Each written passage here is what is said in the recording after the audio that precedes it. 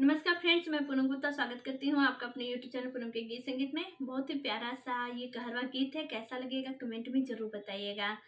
और अगर आपको गीत पसंद आता है तो प्लीज़ चैनल को मेरे सब्सक्राइब ज़रूर करें और कमेंट में ज़रूर बताइए कि आपको मेरी आवाज़ में ये सब गीतें कैसी लगती हैं।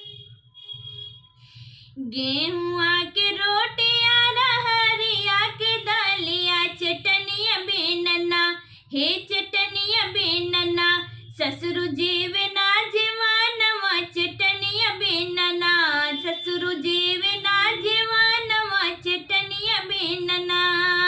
गेहुआ के रोटिया रहरिया के दालिया चटनिया बेनना, हो चटनिया बेनना, ससुरु जीवे ना जीवानवा चटनिया बेनना, ससुरु जीवे ना जीवानवा चटनिया बेनना।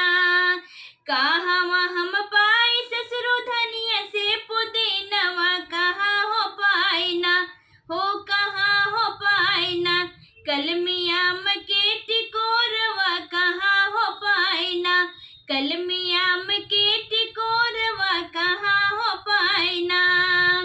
कोई री दुवरवा पे बुधनिया से पुदीनवा की हमरी बगियना, हो की हमरी बगियना, कलमियाम के टिकोरवा की हमरी बगियना, कलमियाम के टिकोरवा की हमरी बगियना।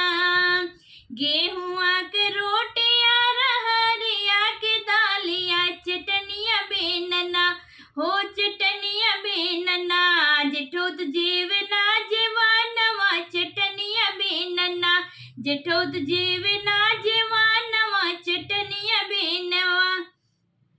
कहाँ हम पाई जेठो धनिया से पुदीनवा, कहाँ हो पाई ना, हो कहाँ हो पाई ना, कलमियाम के टिकोरवा कहाँ हो पाई ना, कलमियाम के टिकोरवा कहाँ हो पाई ना।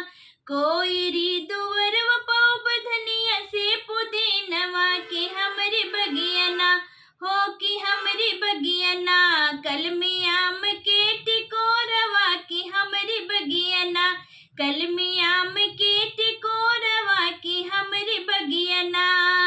गेहुआ का रोटिया रहरिया के दालिया चटनिया बेनना, हे चटनिया बेनना, देवरु जीवे ना जीवानवा चटनिया बेनना, देवरु जीवे ना जीवानवा चटनिया बेनना। कहाँ हम पाई देवरु धनिया से पुदीनवा, कहाँ हो पाई ना, हो कहाँ हो पाई ना, कलमियाम के टिकोरवा कहाँ हो पाई ना, कलमियाम के टिकोरवा कहाँ हो पाई ना। कोई